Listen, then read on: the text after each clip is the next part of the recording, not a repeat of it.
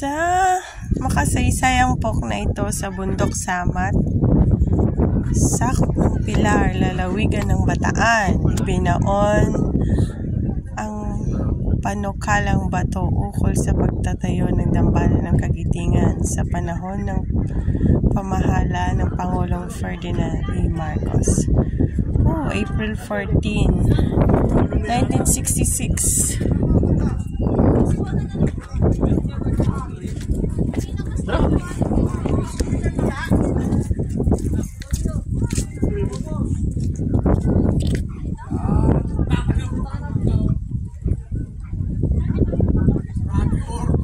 Padaan!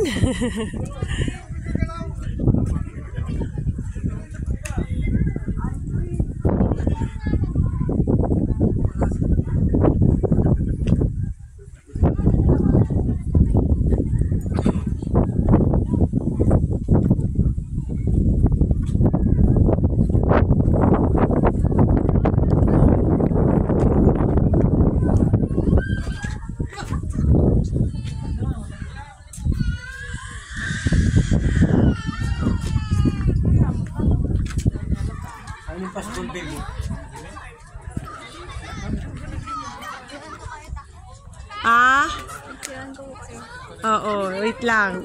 Binibidyo ko lang yung sides niya.